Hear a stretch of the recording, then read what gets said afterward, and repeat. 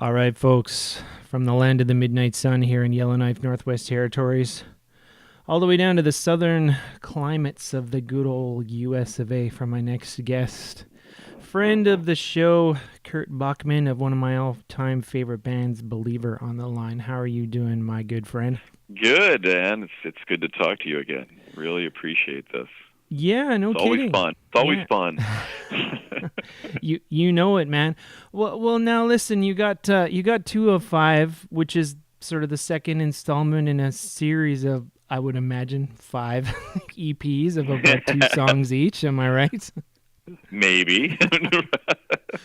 Wouldn't that be a Maybe. wouldn't that be a swerve if you got all the way up to 5 of 5 and then you went ha ha and then you were like 1 of 6 or something, like just random number after that? You never know with us, man.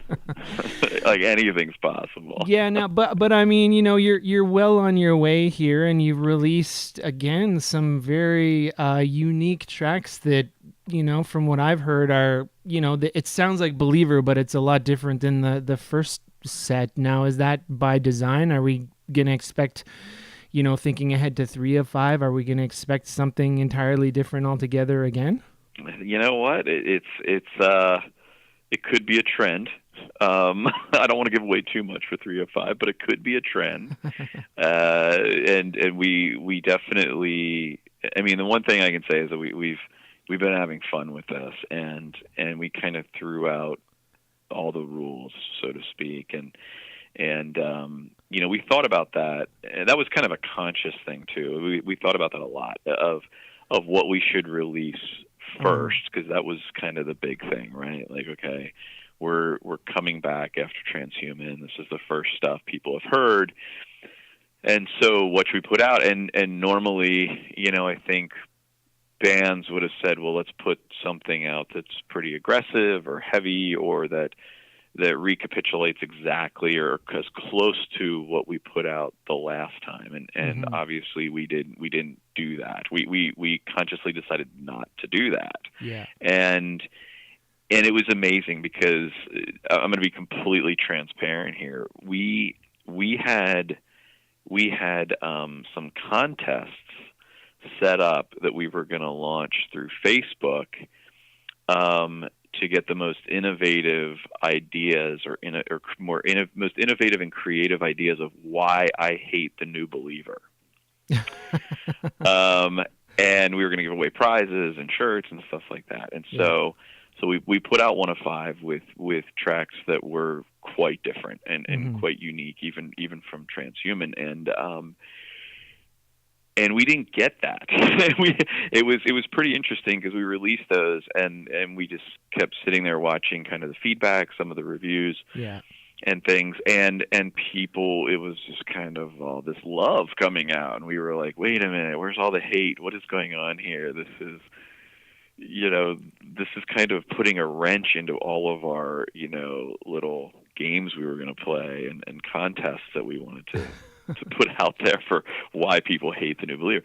And we actually nixed the contest because because we didn't get any of that, and that blew us away. I mean, it was really kind of crazy. We all sat down and we said, maybe we're not doing something right, maybe we're not pushing the envelope far enough. We had so many of these conversations, and then when 2 of 5 came out, it was really interesting because, and people have been great, like with feedback on, from online zines, from fans on Facebook and stuff like that.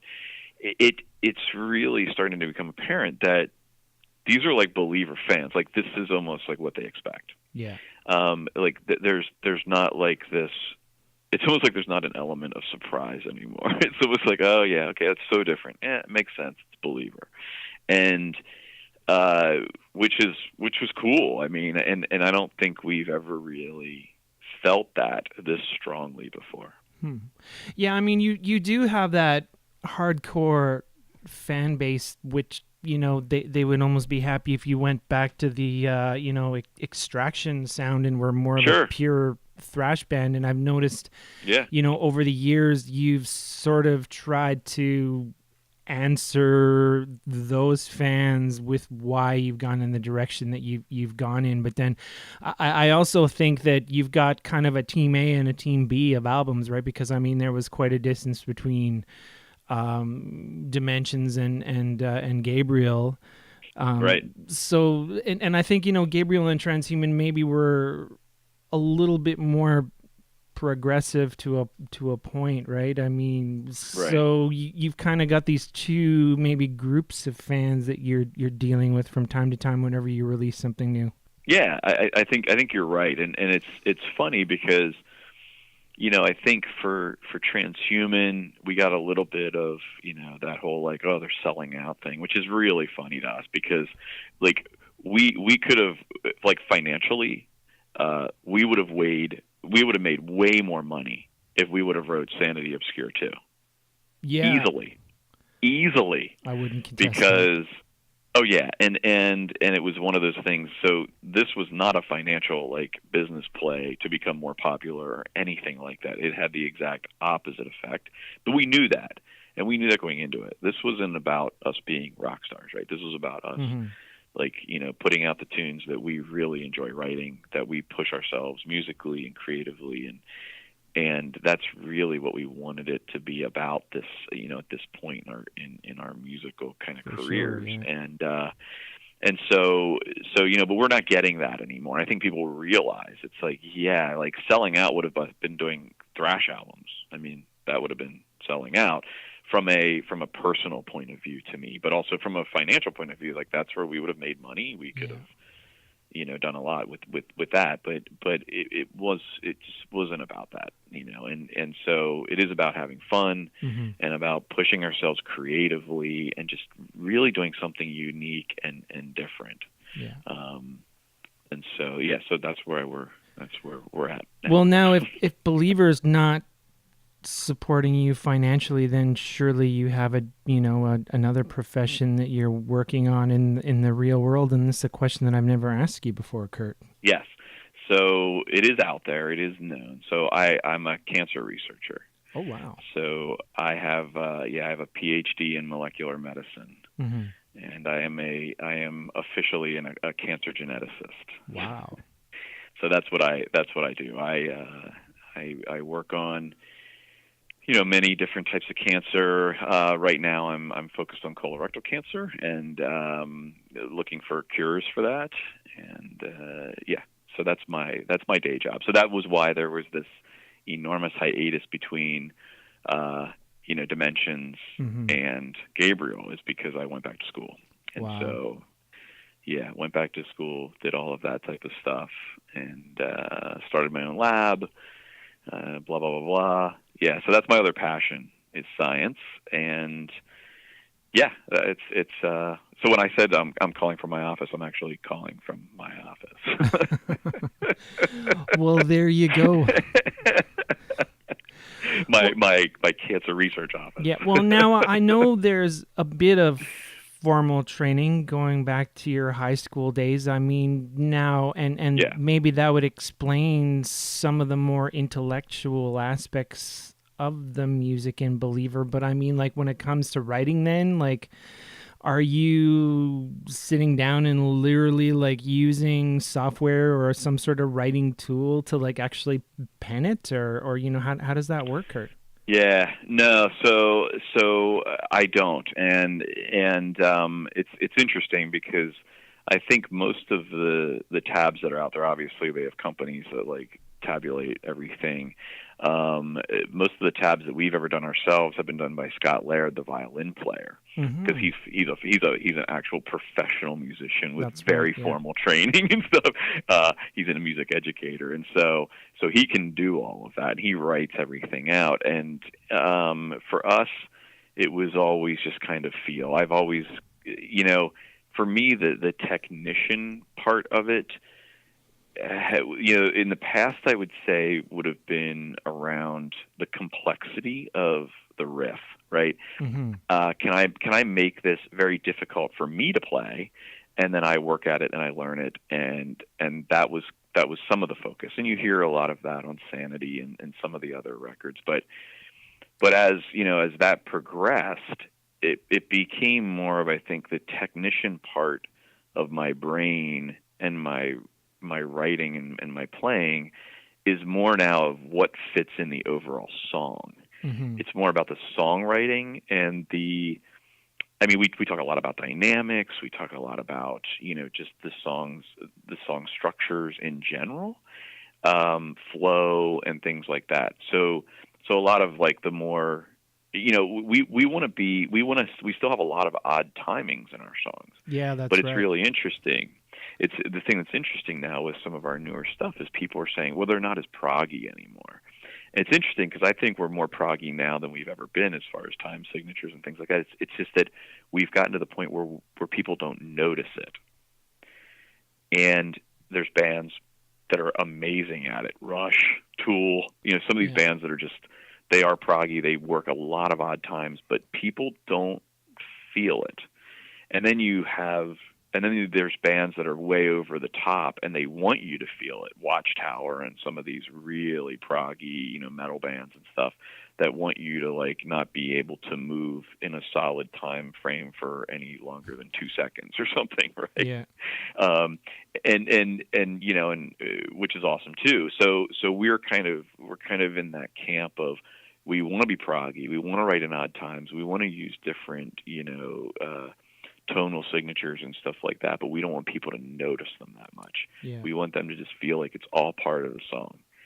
And I think for the first time we did it. I think we were successful at that on Transhuman a little bit, but I think on the new stuff we've gotten a lot better at it.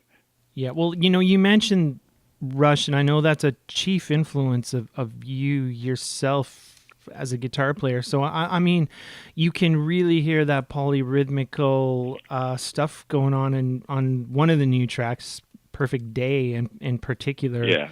It almost sounds like Rush colliding with a less jazzy Cynic, if I could make bold comparisons. Sure.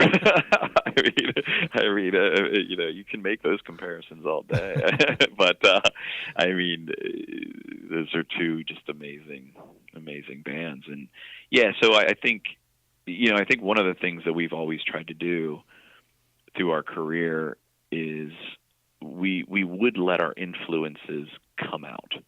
Now, I think we're letting a lot of our very root influences come out now on the new stuff. But even with like Sanity Obscure and some of these, Extraction, some of the older, more thrash stuff, I think our thrash influences were all over that. Creator, Destruction, some of the Metallica, a lot of this stuff, and so we've never kind of shied away from that, and I think that's why our catalog is so eclectic, is because we listen to everything. Yeah. We don't, I mean, we just do, and we appreciate it, and we get it. I think as we get, what Tool's doing, or Nine Inch Nails, or Rush, or Kansas, or whatever, right? Mm-hmm. We kind of get it, and I think that comes out in our songwriting. Well, now you mentioned Scott Laird, who was your high school string teacher. Is that his violin on Return to Zero? Did you track the old guy down? It is. It sounds like unmistakably awesome. Yeah. Scott, for sure. Like I was exactly. like, oh, that's got to be him. Who else could it be? He plays with a bit of modal stuff that is just really ideal for what you guys are doing with the rest of the instruments. Yeah, that was a blast, actually. He came up. He visited. He lives in North Carolina, so it's about it's like a 10-hour drive, or it's an hour flight or something. But he flew up for the release of the beer, the Believer beer, and so he was at my house, and we were really discussing kind of the future and stuff like that. And we presented him with this idea, and kind of talked through it with, we went sections like this background of pizzicato, which you can hear in there, coming in and out, kind of counterpoint parts and things like that, because we had this kind of, cool, clean section, so to speak, with some odd times in it. And we really wanted him to put some stuff over that. So that was a lot of fun. I mean, that felt like old times, like just getting together and hashing this out. And going through the, and sending files back and forth now, which is nice. So we can Mm-hmm. actually write from afar, and he's got his own studio, his violin studio and stuff, and that was a blast. So that was really cool. Yeah, for sure. Now, just a couple of questions before we go. I know there's been people that have said that the first, the Team A releases of Believer are hard to find on streaming services, but I would imagine now, like in terms of extraction and sanity and dimensions, that you would have very little control over even getting those Yeah, on, right? Like those are yeah, property of it's Roadrunner Records, which is essentially yeah, now Universal. exactly. Yeah, so Dimensions I know is on iTunes. Yes. Yeah. That's on iTunes, but and I think it's on Spotify, or Pandora. I'd have to go back and check. I know Transhuman is Metal Blade puts stuff on there. Yeah. But I know Dimensions is at least on iTunes. But yeah, so like Sanity and Extraction, very very that would be very difficult. We've looked into it. We've tried some things, but it's the amount of cash that Mm-hmm. people want, to actually do Well, now, that. are you in a situation where Crazy. basically Roadrunner owns your masters? Is that the kind of deal that you signed way back in the day? Because I know I've talked to other bands like Obituary whose hands are sort of tied when it comes to doing anything Yeah, with their original releases. yeah, it's basically the same thing. I mean, they kind of own everything, so it's completely up to them. And I mean, it's such small potatoes for that for that Yeah. company now. Why would they bother? That's like the least of their concerns is to put Sanity Obscura on a streaming service, right? So It's unfortunate though because I'm sure like a lot of us hardcore diehard fans wouldn't mind hearing remastered versions of oh, those things or trust me, I would love to get my hands on that. I would love to get my hands on those masters yeah. and everything. And yeah, I mean that would be incredible, Is there actually. stuff even in the vaults like that you could even add if there was ever going to be some sort of special anniversary release? I mean, this is just like hypothetical because Yeah, like you said, the chances of it happening are slim and none. But dare to dream. yeah. I mean, yeah, we have some stuff. It'd have to be a little bit of because I mean, there's remastering and there's all Hmm. that stuff, but it's like part of me. So part of me would want to hear what it would sound like with a new mix. Actually, I mean, I think the old mix is good, but it would be Yeah. interesting to see what kind of using the modern tools and things like that, what a mix would sound like. But again, I mean, like, yeah, to actually be able to do that type of stuff would be, I don't even know if it's feasible.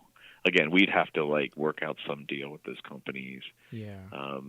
that makes sense, and they'd have to be willing to want a deal. And that's the problem that's been, kind of elusive is, the ability for them to like say, well, let's give this any attention whatsoever, Yeah. right? And that's the hard part, right? Yeah, well, Yeah, you'd be taking on the corporate giant that is Universal now more than you'd be. I know. And a lot of those old Roadrunner guys like Monty, he's over at Nuclear Blast now. So Yeah, even to nuclear have blast. Yeah, somebody at the label to advocate you would likely be I difficult. know. I know. And Monty's so great. I mean, we're still in touch. Oh I send yeah. him all the new stuff, and we're in touch a lot actually. He's Yeah. a good guy.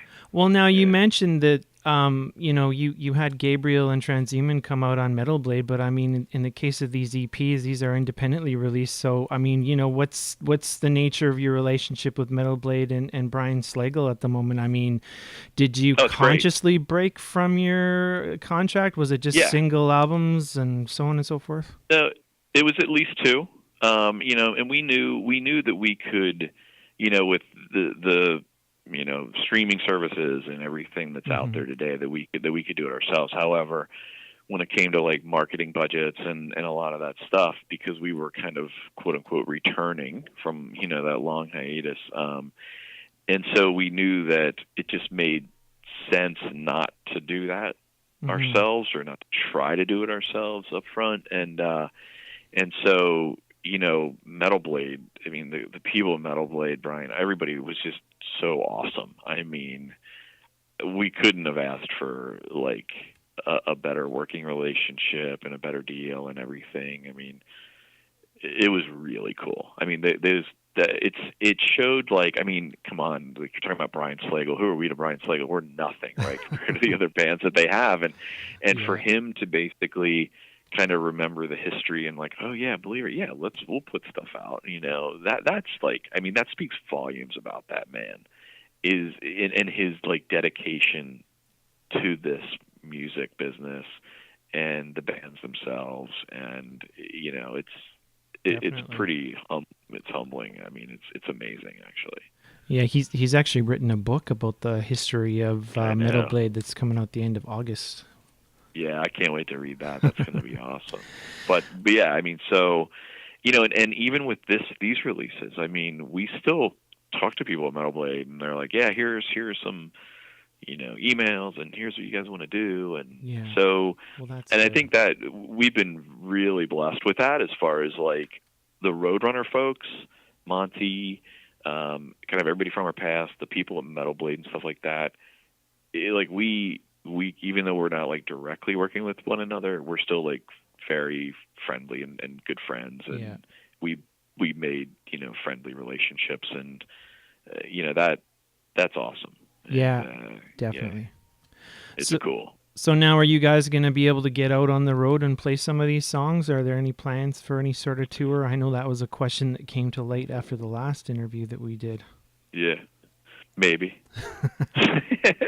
Come on, man. You You think can I'm be gonna, so like elusive, Kurt. I know, I know. Come on, I have to be elusive. I deal True. with Joey Dobb. Oh, well, there you go. I mean, drummers, right? Can't live 'em with them. Can't live Uh, without them. yeah, they're like goalies, man. They're like goaltenders. It's like, painful. So when can we expect 3 of 5? Are you going to be coy about that as well? I have to be, because I don't know. I don't know. This is, again, this was kind of, we went into this wanting to do something in real time. Yeah. Normally, you go in and record a record, right? You record a record, you rehearse every tune, you go in and you're spot on all the time. We were like, we're going to write the bass, we're going to write the bass level of each tune. So we're going to have the tunes written, parts worked out, all of that stuff. But we're actually not going to record it Mm-hmm. until we hear the mix from the last two. That's a good approach, and I think what fans should appreciate is that you're doing this on your own terms and in your own time, Oh and yeah, we'll just have to be yeah. patient and wait for things as they come, and you know you guys are working again, which I think you know any true fan of Believers should be able to appreciate. I certainly do. No, thanks. I appreciate that. I mean, we do have a schedule, though. There is a schedule, so we're not. You know, we do have everything mapped out. Yeah. Well, that's good, man. Well, listen. I certainly appreciate you taking some more time just to chat with Do You Know Jack Radio Show. You know, right here in Yellowknife, Northwest Territories, of all places. I mean, talk about you know It's the awesome. wonders of the internets and so on and so forth. Just being Exactly. able to hook up an interview of this nature, and you know, I'm always Yeah. honored and very very proud of the interviews that you and I have been able to pull off over the years, man. It's much appreciated. Oh, it's been great, and and we can't thank you enough for your support, and it's always a blast talking to you. It Right on, really is. man. So Well, thanks again. I yeah. hope we do this again for 3 of 5. Oh, definitely. I mean, I think you know you can pretty much expect that 3 of 5, 4 of 5, 5 of 5, 8 of 9, 3 of 2, whatever. Excellent. That's fantastic. Well, right on, man. Good to hear from you again, and you know, thanks for your time today, and you know, we'll Yeah. catch you Thank again you. down the road. Sounds awesome. All right, have a gooder. Thank you very much. You too. Okay, bye bye. Bye bye.